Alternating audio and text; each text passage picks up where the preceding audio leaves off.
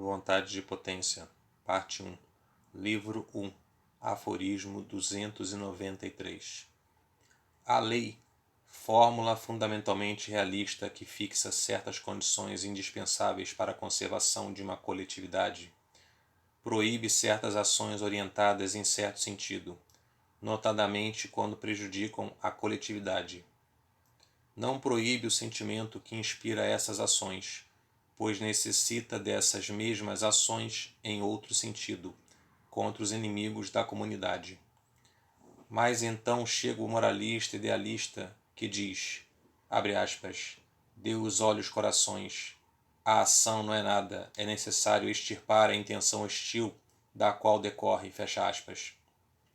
Rimos disso em circunstâncias normais. Somente nos casos extraordinários em que a comunidade vive absolutamente livre da necessidade de guerrear para se manter, que damos ouvidos a semelhantes propostas. Renunciamos então a uma disposição de espírito cuja utilidade não é mais aparente. Foi, por exemplo, o que se deu quando da vinda de Buda no interior de uma sociedade pacífica e angustiada pelo abuso das coisas do espírito. Esse foi o caso também na comunidade cristã primitiva e na comunidade judaica, cuja condição de existência era o caráter não político da sociedade judaica. O cristianismo só pôde vingar no terreno do judaísmo, isto é, num povo que havia renunciado a toda ambição política e que levava, dentro do regime romano, uma espécie de existência parasitária. O cristianismo deu um passo a mais. Há o direito de emascular, ainda mais. As circunstâncias o permitem. Expulsam a natureza da moral quando dizem, amem seus inimigos, pois, agora a natureza que costuma dizer, amarás teu próximo e odiarás teu inimigo, não tem mais sentido segundo a lei, no instinto. Torna-se necessário fundar novamente o amor ao próximo, como uma variedade do amor de Deus. Em toda parte se implanta Deus e se extirpa a utilidade.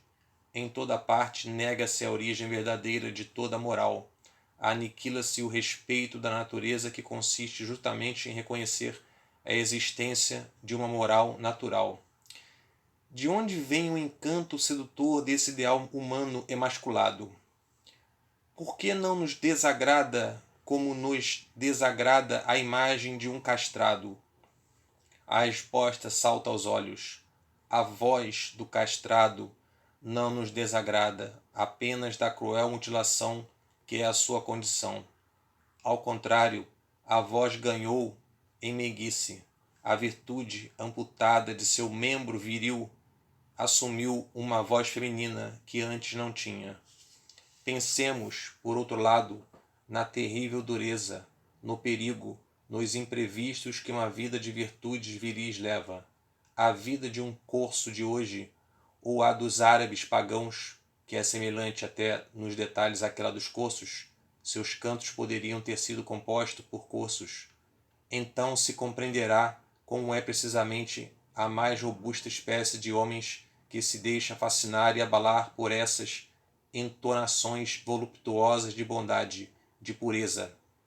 Uma melodia pastoral, um idílio, o homem bom, é o que age mais intensamente nas épocas em que a tragédia corre pelas ruas. Mas ao mesmo tempo compreendemos como o idealista, o castrado do ideal, parte também ele de certa realidade e que não é puramente quimérico.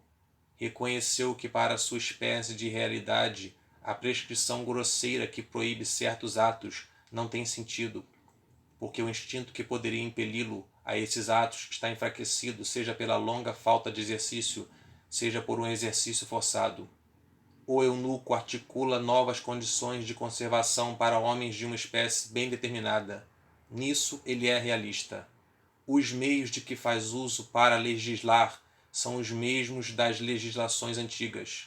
O apelo a toda espécie de autoridade, a Deus, a utilização da noção de culpa e de punição. Isto é, tira proveito de todo o aparato do ideal antigo, mas idealizando-o num ponto, por exemplo, aquele do castigo, transformado em remorso.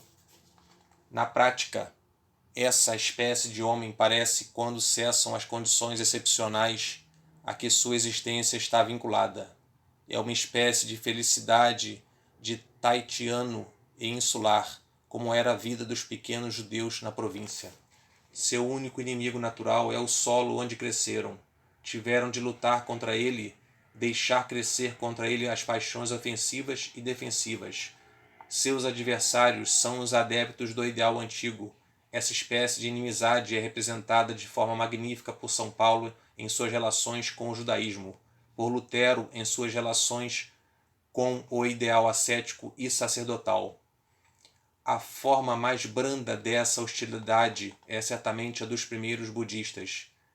A nada talvez se consagrou tanto trabalho como para desencorajar os sentimentos de ódio e enfraquecê-los.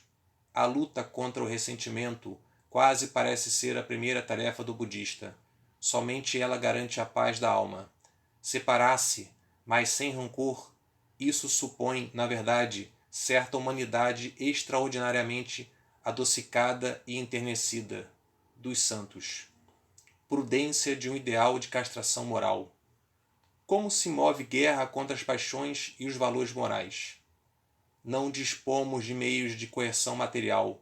Não podemos fazer uma guerra de astúcia, de malefícios, de mentira, numa palavra, do espírito. Primeira fórmula: monopolizamos a virtude em favor de nosso ideal.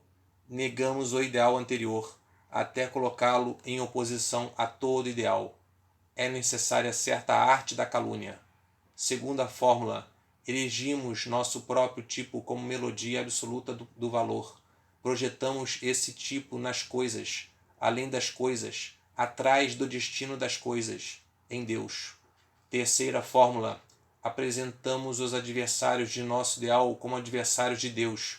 Arrogamo-nos o direito de usar grandes gestos patéticos e violentos para maldizer e abençoar. Quarta fórmula: relacionamos tudo o que a existência tem de sinistro, de temível e de fatal ao fato de que ela está em contradição com o nosso ideal. Toda dor se torna, portanto, um castigo, mesmo para os adeptos desse ideal, a menos que isso não seja uma prova, etc. Quinta fórmula: chegamos até a considerar a natureza como oposta ao próprio ideal. Consideramos como uma grande prova de paciência, como uma espécie de martírio, ter de suportar por tanto tempo a ordem natural. Exercitamo-nos em manifestar pela mímica e pelas maneiras, desde pelas coisas naturais.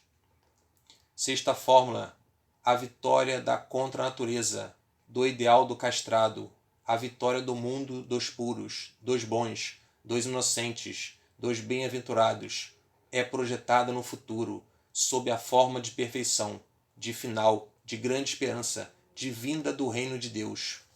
Espero que ainda sejamos capazes de rir dessa elevação artificial de uma pequena espécie de homens que se intitulou como medida do valor absoluto das coisas.